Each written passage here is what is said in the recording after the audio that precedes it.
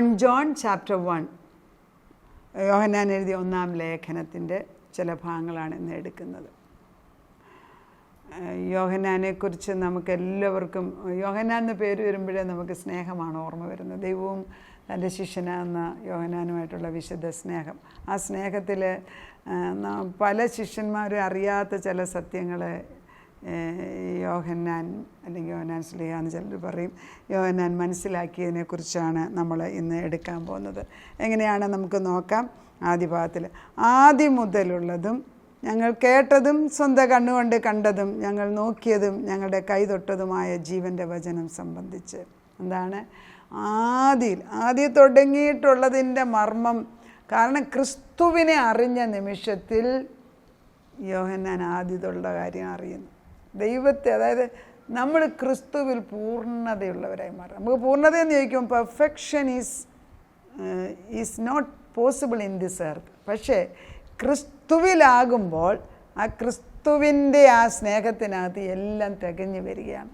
അത് അനുഭവിച്ചൊരു വ്യക്തിയാണ് യോഹന്നാൻ. അതുകൊണ്ടാണ് ഈ ക്രൂശിൻ്റെ ചുവട്ടിൽ എല്ലാ ശിഷ്യന്മാരും മാറിയപ്പോഴും യോഹന്നാനും മാതാവും ഉണ്ടായിരുന്നു. എന്താണ് ആ ദിവ്യ സ്നേഹത്തിൻ്റെ ആഴം. അപ്പോൾ സ്നേഹം, തികഞ്ഞ സ്നേഹം ഭയത്തെ പുറത്താക്കുന്നു. അപ്പോൾ തികഞ്ഞ സ്നേഹം എന്ന് പറയുന്നത് ആന്തരികമായ സ്നേഹമാണ്.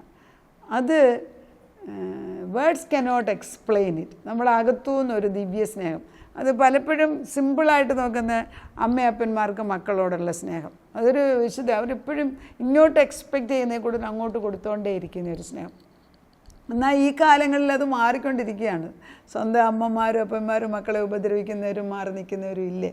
അത് പല സാഹചര്യങ്ങളായിരിക്കും. പക്ഷേ എന്തുമാത്രം പ്രയോറിറ്റി അതിന് കൊടുക്കുന്നുണ്ട് നമ്മൾ. അപ്പം ദൈവത്തിൻ്റെ സ്നേഹം എന്ന് പറയുന്നത് വ്യക്തിപരമായിട്ട് അറിഞ്ഞ ഒരാൾ എഴുതുന്നത് മറ്റ് ലേഖനങ്ങളെക്കാട്ടിലും വ്യത്യാസമുണ്ട്. അതുകൊണ്ടാണ് തുടക്കത്തിൽ തന്നെ ആദ്യം മുതലേ ഉള്ള ഒരാളെക്കുറിച്ചാണ് ഞാൻ ഇൻ ഇറ്റേണിറ്റി. അതായത് നമ്മൾ ജീവിക്കുന്ന ഒരു കാലയളവ്, ഒരു തുടക്കമുണ്ട്, ഒരു അവസാനമുണ്ട്. പക്ഷെ ദൈവത്തിന് തുടക്കവും ഇല്ല, അവസാനവും ഇല്ല. അങ്ങനെയല്ല. ആദിയിൽ ദൈവം ആകാശവും ഭൂമിയും സൃഷ്ടിച്ചു. ആദിയിൽ ദൈവം ആകാശവും ഭൂമിയും സൃഷ്ടിച്ചപ്പോൾ ക്രിസ്തു അവിടെ ഉണ്ടായിരുന്നു. അതെങ്ങനെ മനസ്സിലായി യോഹന്നാൻ? കാരണം ക്രിസ്തുവിനെ പൂർണ്ണമായിട്ട് ധരിക്കുമ്പോൾ നമുക്കത് മനസ്സിലാകും. സോ ഈ വലിയ ജ്ഞാനം അല്ലെങ്കിൽ പരിജ്ഞാനം ദൈവത്തെക്കുറിച്ച് വരുന്നത് ഒരു വ്യക്തിയെ അറിയുമ്പോഴാണ്. അത് സിമ്പിളായിട്ട് നമ്മൾ പറയുകയാണെങ്കിൽ, ഒരു ഭാര്യ ഭർത്താവിനെക്കുറിച്ച് നമ്മൾ ആദ്യ വർഷങ്ങളിലൊക്കെ നമ്മൾ കിടന്നുകൊണ്ട് സ്ട്രഗിൾ ചെയ്യുകയാണ്. പണം ഉണ്ടാക്കണം, ജോലി വേണം, കുഞ്ഞുങ്ങളെ വളർത്തണം. അന്നേരം നമ്മൾ വ്യക്തികളായിട്ട് അന്യോന്യം അറിയുന്നില്ല. എന്നാൽ വർഷങ്ങൾ കഴിയുമ്പോൾ കുഞ്ഞുങ്ങളൊരു ലെവലായി, പിന്നെ നമ്മൾ ഭൂമിയിൽ ചെയ്യേണ്ടതൊക്കെ കുറച്ചൊക്കെ ചെയ്ത് തീർത്ത് കഴിയുമ്പോഴാണ് നമ്മൾ തന്നെയാകുന്ന ഒരു സ്റ്റേജ് ഉണ്ട്. അന്നേരമാണ് ഇവരുടെ വ്യക്തിത്വത്തെ നമ്മൾ മനസ്സിലാകുന്നത്. അപ്പോഴത്തേക്ക് മെച്യൂരിറ്റി വരും, പ്രായമാകുന്നു, സ്വഭാവത്തിൽ ദൈവമക്കളോടെക്കുറിച്ചായി പറയുന്നു, സ്വഭാവത്തിൽ വിശുദ്ധി കൂടുന്നു, ക്രിസ്തുവിൻ്റെ പ്രതിച്ഛായായിട്ട് നമ്മൾ മാറുമ്പോൾ പ്രായമാകുന്നത് ഒരു ഐശ്വര്യമാണ്, ഒരു അനുഗ്രഹമാണ്, അതൊരു മുതൽക്കൂട്ടാണ്. കാരണം ഓരോ വയസ്സ് കഴിയുന്തോറും ദൈവത്തെക്കുറിച്ച് കൂടുതൽ അറിയുകയാണ്. അങ്ങനെയുള്ളവരെ കാണുമ്പോൾ നമുക്ക് അറിയാനൊക്കും. There is a radiating light and a life from them, through them, in them. സംശയമില്ല.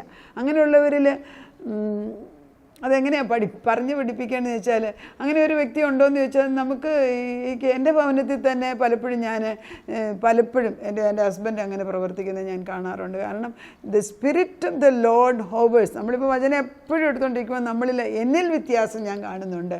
പിന്നെ ഞങ്ങളുടെ പ്രാർത്ഥനാ കൂട്ടത്തിലുള്ളവരിൽ ഞാൻ വ്യത്യാസം കാണുന്നുണ്ട്. കഷ്ടത്തിൻ്റെ നടുക്കിൽ കൂടെ അവർ പോകുമ്പോഴും ഞാൻ അവരുടെ മുഖത്തെ തേജസ് ഞാൻ കാണാറുണ്ട്. അതൊക്കെ നമ്മൾ കാണുമ്പോഴാണ് ഇത് അവരുടെ സ്വയം അല്ലല്ലോ, വേറൊരാളിനകത്ത് വസിക്കുന്നു. അവിടെയാണ് നമ്മൾ ദൈവത്തെ യഥാർത്ഥത്തിൽ കാണുന്നത്.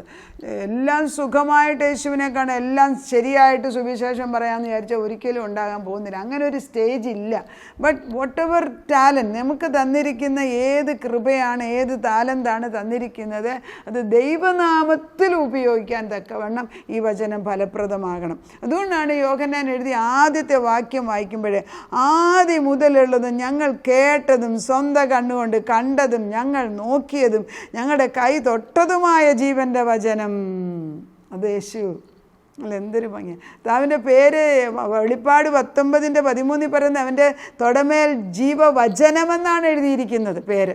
ആ വചനം തൊടുകയും പിടിക്കുകയും ചെയ്യുക. നമ്മളിപ്പോൾ ജീവൻ്റെ പ്രത്യക്ഷമായി ഞങ്ങൾ കണ്ട് സാക്ഷീകരിക്കുകയും പിതാവിനോടുകൂടെ ഇരുന്ന് ഞങ്ങൾക്ക് പ്രത്യക്ഷമായ നിത്യജീവനെ നിങ്ങളോട് അറിയിക്കുകയും ചെയ്യുന്നു. അപ്പം ക്രിസ്തുവിനെ കണ്ടവർ പിതാവിനെയും കണ്ടു. അപ്പോൾ ക്രിസ്തുവിനെ കണ്ടെങ്കിൽ പിതാവിനെ കണ്ടു എന്ന് പറയുമ്പോൾ ക്രിസ്തു പിതാവിൽ നിന്ന് വന്ന പുത്രനാണ് എന്ന് മനസ്സിലാക്കും. അപ്പം നമ്മൾ ചിന്തിക്കുമ്പോൾ ഈ ചില ബുക്കുകളിനകത്ത് നമ്മൾ ഈ സ്വർഗത്തിൽ പഴയ ബുക്കുകളിലൊക്കെ ഞാൻ വായിച്ച് ഓർക്കുമ്പോഴേ ഈ പിതാവാം ദൈവം സിംഹാസനത്തിൽ വന്ന് അങ്ങനെ ഇരിക്കും. അത് റേഡിയേറ്റിംഗ് ലൈറ്റാണ്. ഈ ലൈറ്റ് എന്ന് പറഞ്ഞാൽ ഇറ്റ് ജസ്റ്റ് സ്പ്രെഡ്സ് എവ്രിവെയർ. അത് കഴിയുമ്പം അവിടെ കോൺഫറൻസ് നിൽക്കാനായിട്ട് thousands of people will be sitting in front. അവർ സ്റ്റാൻഡിങ് ഇൻ ഫ്രണ്ട് ഓഫ് ദൈവത്തിൻ്റെ മഹത്വത്തെ കാണാൻ വേണ്ടി വിശുദ്ധന്മാർ സ്വർഗത്തിൽ നിൽക്കുന്നതായിട്ടാണ് കാണുന്നത്. അപ്പം പിതാവിൻ്റെ ഉള്ളിൽ നിന്നാണ് പുത്രൻ തമ്പുരാൻ പുറത്തോട്ട് ഇറങ്ങി വരുന്നത്. അത് കറക്റ്റല്ലേ? ഒരമ്മയുടെ ഉള്ളിൽ നിന്നാണ് കുഞ്ഞുണ്ടാകുന്നതെന്ന് പറഞ്ഞാൽ നമുക്ക് മനസ്സിലാവില്ലേ? അമ്മയുടെ ഉള്ളിൽ നിന്നാണ് കുഞ്ഞുണ്ടാകുന്നതെന്ന് നമുക്ക് മനസ്സിലാകും. പക്ഷെ പിതാവിൻ്റെ അകത്തു നിന്നാണ് പുത്രൻ, എന്നിട്ട് പുത്രൻ വലത്ത് ഭാഗത്ത് വന്നിരിക്കുകയാണ് ചെയ്യുന്നത്. അപ്പോൾ അവരൊന്നാണ്. അതുകൊണ്ടാണ് പിതാവും പുത്രനും പരിശുദ്ധാത്മാവും ഒന്ന്. അവർ മൂന്നല്ല, അവർ ഒന്ന് എന്ന് പറയുന്നെങ്കിലും ദേ ആർ വൺ എൻറ്റിറ്റി. പിതാവാം ദൈവം, പുത്രനാം ദൈവം, പരിശുദ്ധാത്മാവാം ദൈവം. ഈ സിമ്പിൾ ട്രൂത്ത്, അതായത് ഇതിന് വലിയ തിയോളജി അറിഞ്ഞിട്ട് പഠിക്കണം എന്ന് വിചാരിച്ച ഒക്കത്തില്ല. ഈ ബിലീവ്, വിശ്വസിക്കുക. കാണാതെ വിശ്വസിക്കുന്നവൻ ഭാഗ്യവാൻ എന്ന് പറഞ്ഞതുപോലെ വചനം പറയുന്നതിൽ ഉറച്ചു വിശ്വസിക്കുന്ന വ്യക്തികൾക്ക് ഒരു പ്രാഗൽഭ്യമുണ്ട്. യോഹന്നാൻ നേരിട്ട് കണ്ടു യേശുവിനെ. പക്ഷേ യോഹന്നാൻ ഇവിടെ പറയുന്ന യേശുവിനെ കണ്ടെന്നല്ല, പിതാവിനെ കണ്ടു. യേശുവിനെ കാണുന്നൊരു പിതാവിനെ കാണുന്നു. ശരിയല്ലേ? യോഹന്നാൻ 3:16 പറയും, തൻ്റെ ഏകജാതനായ പുത്രൻ വിശ്വസിക്കുന്ന ഏവനും നശിച്ചു പോകാൻ നിത്യജീവൻ പ്രാപിക്കേണ്ട ദൈവം അവനെ നൽകുവാൻ തക്കവണ്ണം ലോകത്തെ അല്ലെ എന്നെ സ്നേഹിച്ചു. അപ്പോൾ പിതാവിൻ്റെ സ്നേഹമാണ് യോഹന്നാനിൽ കൂടെ നമ്മൾ കാണുന്നത്, ത്രൂ ജീസസ് ക്രൈസ്റ്റ്, ക്രിസ്തുവിൽ കൂടെ. അത് നമ്മൾ മനസ്സിലാക്കിയാൽ യേശുവിനെ കൂടുതൽ അറിയുമ്പോൾ പിതാവിനെ നമ്മൾ അറിയുന്നത്. അതെങ്ങനെയാണ് പറഞ്ഞു പിടിക്കുന്നത്? നമ്മൾ ഈ കൊച്ചുമക്കൾ 2 വയസ്സ് 3 വയസ്സ് 5 വയസ്സൊക്കെ ഈ ക്യാരക്ടേഴ്സ്. അപ്പോൾ അവർ നമ്മൾ പറയും സെയിം വല്യപ്പച്ചൻ്റെ അതേ നേച്ചർ ഈ കുഞ്ഞിൽ കാണുന്നുണ്ടെന്ന് നമ്മൾ പറയും. ഞാനത് ഇവിടെ എൻ്റെ വീട്ടിൽ കാണാറുണ്ട്. അപ്പം നമ്മൾ നോക്കുന്നത് നമ്മുടെ അതേ നേച്ചർ ഇവരിലെങ്ങനെ അങ്ങനെ മനുഷ്യനിൽ കാണുന്നെങ്കിൽ അത് നമ്മൾ ഡിസ്റ്റോർട്ടഡ് ഫീച്ചേഴ്സാണ് നമുക്കുള്ളത്. ഇപ്പം അന്ന് ദൈവം സൃഷ്ടിച്ച ആത്മീകമായ ആത്മാവ് പുഷ്ടിവെച്ച മനുഷ്യരല്ലതാനും ജഡിക മനുഷ്യരാണ് എന്നിട്ട് പോലും. പക്ഷേ അങ്ങനെയെങ്കിൽ പിതാവാം ദൈവത്തിൻ്റെ പുത്രനാണ് യേശു ക്രിസ്തുവിൽ എന്തുമാത്രം പരിശുദ്ധാത്മാവിൻ്റെ നിറവിലാണ് പുറത്ത് നിൽക്കുന്നത്. ആ ഒരു യേശുവിനെയാണ് തൊട്ടത്. ആ യേശുവിനെ തൊട്ടതുകൊണ്ടാണ് യോഹന്നാന് പറയാൻ സാധിക്കുന്നത്, നിത്യജീവനെ ഞങ്ങൾ കണ്ടിരിക്കുകയാണ്. ആ നിത്യജീവനെയാണ് ഞങ്ങൾ അറിയിക്കുന്നത്. ഞങ്ങളെ കണ്ടും കേട്ടുമുള്ള നിങ്ങളോട് ഉള്ള കൂട്ടായ്മ ഉണ്ടാകേണ്ടത് നിങ്ങളോടും അത് ഞങ്ങൾ അറിയിക്കുകയാണ്. ഇത് സത്യമാണ്, ഇത് അറിഞ്ഞ് മനസ്സിലാക്കി ഈ സത്യത്തിൽ ജീവിക്കുക എന്ന് പറയാണ് യോഹന്നാൻ ചെയ്യുന്നത്. ഞങ്ങളുടെ കൂട്ടായ്മ പിതാവിനോടും അവൻ്റെ പുത്രനായ യേശു ക്രിസ്തുവിനോടും ആകുന്നു. അങ്ങനെ പിതാവിനെ കണ്ടോ? ഇല്ലല്ലോ. പക്ഷേ യോഹന്നാൻ പറഞ്ഞു കേട്ടോ, എൻ്റെ കൂട്ടായ്മ പിതാവിനോടും പുത്രനോടുമാണെന്ന്. അതെങ്ങനെ സാധിക്കും? പുത്രനെ കണ്ടവൻ പിതാവിനെ കണ്ടു. അങ്ങനെ പറയുന്നുണ്ടല്ലോ യോഹന്നാൻ്റെ സുവിശേഷം 14-ാം അധ്യായത്തിൽ യേശു ക്രിസ്തുവിൻ്റെ വാക്കുകൊണ്ട് തന്നെ ഇതെല്ലാം കേട്ട യോഹന്നാൻ തന്നെയാണ് ഇത് എഴുതി വച്ചിരിക്കുന്നത്. യോഹന്നാൻ്റെ 14:6 ഇങ്ങനെ വായിച്ചിട്ട് നമുക്ക് വായിക്കാം ആ ഭാഗം കൂടെ. 14 യേശു അവരോട്, ഞാൻ തന്നെ വഴിയും സത്യവും ജീവനുമാകുന്നു. ഞാൻ മുഖാന്തരമല്ലാതെ ആരും പിതാവിൻ്റെ അടുക്കൽ വരുന്നില്ല. കർത്താവ് പറയുന്ന അത് കഴിഞ്ഞിട്ട്, നിങ്ങൾ എന്നെ അറിഞ്ഞു എങ്കിൽ എൻ്റെ പിതാവിനെ, ഞാൻ യോഹന്നാൻ്റെ സുവിശേഷം 14:6-7 ഇപ്പം വായിക്കുന്നത്. നിങ്ങൾ എന്നെ അറിഞ്ഞു എങ്കിൽ എൻ്റെ പിതാവിനെയും അറിയുമായിരുന്നു. ഇന്നു മുതൽ നിങ്ങൾ അവനെ അറിഞ്ഞിരിക്കുന്നു, അവനെ കണ്ടുമിരിക്കുന്നു. യേശുക്രിസ്തു പറയുകയാണ്, നിങ്ങൾ പിതാവിനെ കണ്ടിരിക്കുന്നു. കർത്താവ് പറയുന്ന അബ്സല്യൂട്ട് ട്രൂത്താണ്. നമ്മളിനി മരിച്ചു കഴിഞ്ഞിട്ട് പിതാവിനെ കാണുന്നത്, പിതാവിനെ കാണുന്നത് പിതാവ് പ്രകാശത്തിൻ്റെ മുമ്പിൽ നിൽക്കുന്ന പ്രകാശത്തിൻ്റെ പ്രകാശമാണെന്ന് ഓർക്കണം. അപ്പം ഈ പിതാവിനെ കണ്ടു എന്ന് പറയുന്നത് ഇവിടെ വെച്ച് നമുക്ക് കാണാനൊക്കത്തില്ല. അന്തരാത്മാവിൽ ദൈവം പ്രകാശമായിട്ട് മഹാശക്തനായ ദൈവം നമ്മുടെ മുമ്പിൽ കാണാനൊക്കുന്നില്ലേ? അത് മനുഷ്യന് സാധിക്കും, ആത്മാവുള്ളവർക്ക് സാധിക്കും. അതുകൊണ്ടാണ് ഈ വചനത്തിനകത്ത് ഇങ്ങനെ എഴുതിയിരിക്കുന്നത്. വചനത്തിനകത്ത് എഴുതിയിരിക്കുന്നതാണ്, അവനെ കണ്ടുമിരിക്കുന്നു. അവർ പറയുന്നത് ഇന്നു മുതൽ നിങ്ങൾ അവനെ അറിയുന്നു, അവനെ കണ്ടുമിരിക്കുന്നു.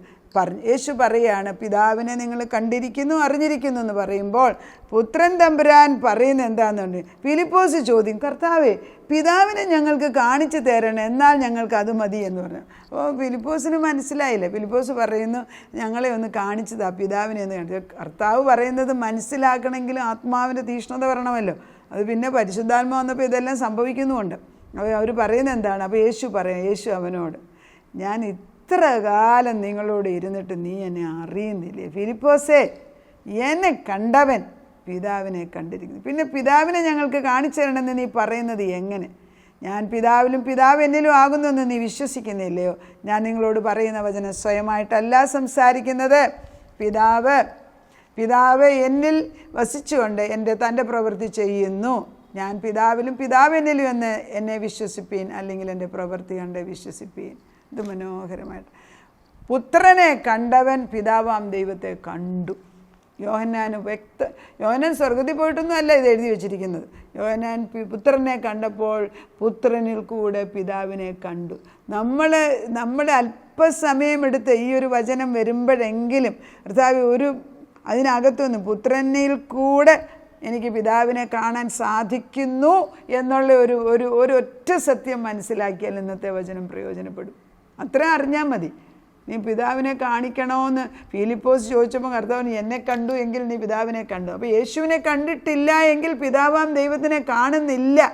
വേറെ എന്തെല്ലാം മീഡിയേഷൻ നമ്മൾ ഉപയോഗിച്ചാലും ഇറ്റ് ഈസ് നോട്ട് വാലിഡ്, ശരിയല്ല. ഏകമധ്യസ്ഥനായ ദൈവം പുത്രനും ഇവരൊന്നാണെന്ന് അവർ രണ്ടുപേരും ഒന്നാണെന്ന് പറയുമ്പോൾ ഒരാളെ കാണും മറ്റേയാളെ കാണുകയല്ലേ? അവരൊന്ന്. അത് നമ്മുടെ ജീവിതത്തിൽ ഉണ്ടാകണം. അതാണ് നമ്മളെക്കുറിച്ച് ദൈവം ആഗ്രഹിക്കുന്നത്. കർത്താവ് പറയുന്നത്, കൂട്ടായ്മ, ഞങ്ങളോടുള്ള കൂട്ടായ്മ പിതാവിനോടും അവൻ്റെ പുത്രനെ ക്രിസ്തുവിനോടും കൂടെ ആകുന്നു. നമ്മുടെ സന്തോഷം പൂർണ്ണമാകുവാൻ ഞങ്ങളെ ഇത് നിങ്ങൾക്ക് എഴുതുന്നു. എന്തിനാണ് ഇത് എഴുതുന്നത്? യോഹന്നാൻ അനുഭവിച്ച ദിവ്യ സ്നേഹത്തിൻ്റെ സന്തോഷത്തിൻ്റെ ആഴം നിങ്ങൾക്കും ഉണ്ടാകണം. അത് മരിച്ചു കഴിഞ്ഞിട്ട് കിട്ടാനല്ല പറയുന്നത്, ഇപ്പോൾ റൈറ്റ് നൗ. ഇതിപ്പോൾ പണം കിട്ടിയിട്ട് എൻ്റെ പ്രശ്നം പരിഹരിച്ചിട്ട് എൻ്റെ മക്കളുടെ കാര്യം ശരിയായിട്ട് രോഗം സൗഖ്യമായിട്ട് ഒരു പ്രാവശ്യം ഞാൻ ഓർക്കുന്നുണ്ട്. വർഷങ്ങൾക്ക് മുമ്പ് പുത്തങ്കാവിൽ ഒരു സ്ത്രീക്ക് വേണ്ടി ഞാൻ പ്രാർത്ഥിക്കും. അവർക്ക് ക്യാൻസറായിരുന്നു. ഞാൻ കുറേ നേരം അവരുടെ കൂടെ നിന്ന് ഞാൻ പ്രാർത്ഥിക്കുമ്പോഴെല്ലാം ഞാൻ പ്രാർത്ഥിക്കുമ്പോൾ ഞാൻ പറഞ്ഞു, വിശ്വസിക്കുക ദൈവം ഹീല. കുറേ നേരം കഴിഞ്ഞപ്പോൾ അവരെന്നോട്, എൻ്റെ മോളെ എനിക്ക് വിശ്വസിക്കാൻ ഒക്കുന്നില്ല എന്ന് തന്നെ അവരെന്നോട് പറഞ്ഞു. I really felt sad that day. അതായത് നമ്മൾ പറയുന്ന വചനം അവരുടെ ഹൃദയത്തിൽ ചെല്ലണമെങ്കിൽ അവർ ദൈവത്തോട് അടുത്തിരിക്കണം. ഞാൻ വേറൊരിടത്ത് പ്രാർത്ഥിക്കാൻ അവർക്ക് തീരെ സുഖമില്ല, പാൻക്രിയാറ്റിക് ക്യാൻസറായിട്ട്. ഞാൻ ആത്മാവിൽ രോഗസൗഖ്യത്തിൻ്റെ പ്രാർത്ഥന ഞാൻ എൻ്റെ അപ്പച്ചൻ്റെ അടിപ്പണ നമ്മുടെ പാപങ്ങളെ അവൻ ഏറ്റെടുത്തു, അവൻ നമ്മുടെ രോഗങ്ങളെ വഹിച്ചിരിക്കുന്നു, അവൻ്റെ അടിപ്പിണരുകൾ നമുക്ക് സൗഖ്യം ലഭിച്ചിരിക്കുന്നു. 1 പത്രോസ് 2:24 ഇതിങ്ങനെ പറഞ്ഞ് ഞാൻ പ്രാർത്ഥിച്ചുകൊണ്ടിരിക്കുകയാണ്. പക്ഷെ എനിക്കറിയാം അങ്ങോട്ട് പോകുന്ന ശക്തി ആവട്ടെ എൻ്റെ മേലോട്ട് തിരിച്ചടിക്കാൻ തുടങ്ങി. ഞാൻ കുറച്ചു നേരം കഴിഞ്ഞപ്പം പ്രാർത്ഥന നിർത്തി ഞാൻ ചോദിച്ചു, എന്താ ഞാൻ പ്രാർത്ഥിക്കുന്ന ശക്തി തിരിച്ചിങ്ങോട്ട് വരുന്നല്ലോ എന്ന്. അപ്പോൾ എന്നോട് ആ സ്ത്രീ പറഞ്ഞ് ഓർക്കുന്നുണ്ട്, എനിക്ക് ജീവിക്കാൻ ആഗ്രഹമില്ല. അവരാ വർഷം മരിക്കുകയും ചെയ്തു, 61 വയസ്സ്. എന്താ ദൈവം? നമ്മൾ ദൈവത്തെ ഉൾക്കൊള്ളാൻ പഠിക്കണം. അകത്തോട്ട്, ഈ പുറമേ കേൾക്കുന്നതല്ല, അകത്തൊരു നിഗൂഢ മനുഷ്യൻ, ഒരു അന്തരാത്മാവ്, പരിശുദ്ധാത്മാവ്. അത് പലർക്കും ഇല്ലെന്നേ. ക്രിസ്ത്യാനികളെക്കുറിച്ച് തന്നെ കൂടെ ഞാൻ പറയുന്നത്, വിശ്വാസികൾ പലർക്കും അതിനെക്കുറിച്ച് ഒരു ചിന്ത പോലും ഇല്ല. ഇതൊക്കെ എന്തിനാണ് കേൾക്കുന്നതെന്ന്. പക്ഷേ ഈ ഭാഗം കറക്റ്റ് ചെയ്യാതെ ഒരു നന്മയും നമുക്ക് നിലനിൽക്കുന്നത് ഈ ഭൂമിയിൽ കിട്ടത്തില്ല. കിട്ടിയാൽ തന്നെ അതിൽ സന്തോഷിക്കാൻ ഒക്കത്തില്ല, അത് നിലനിൽക്കുന്നതുമല്ല. അത് വെറും വേപ്പർ പോലെ, അതായത് വെള്ളത്തിൻ കുമിള പോലെ വന്നേച്ച് മാറിപ്പോവുകയാണ്.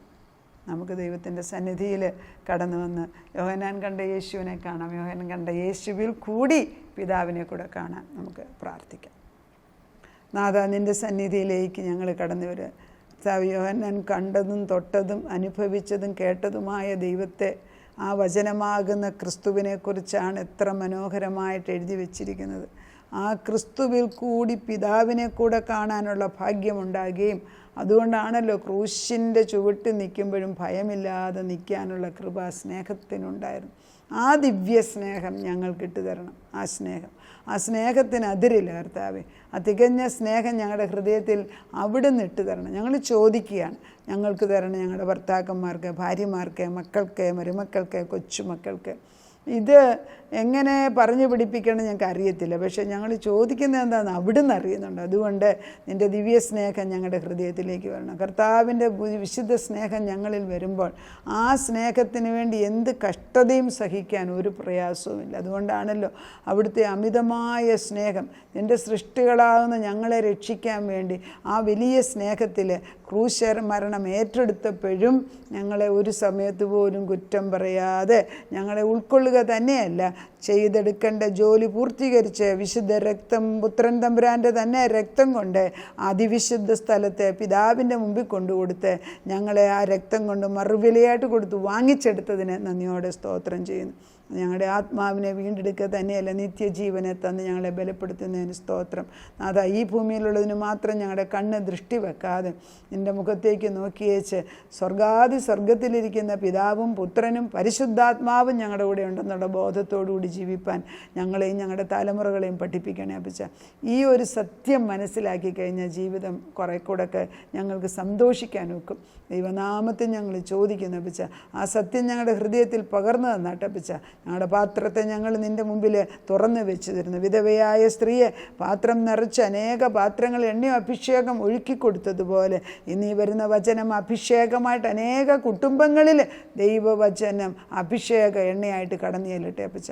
അവിടുന്ന് അത് ചെയ്യുന്നതിനാൽ നന്ദിയോടെ സ്തോത്രം ചെയ്യുന്നു. പ്രാർത്ഥന കേട്ട് ഉത്തരം തന്ന ദൈവത്തിന് നന്ദി. യേശു ക്രിസ്തുവിൻ്റെ പുണ്യനാമത്തിൽ തന്നെ ആമേൻ.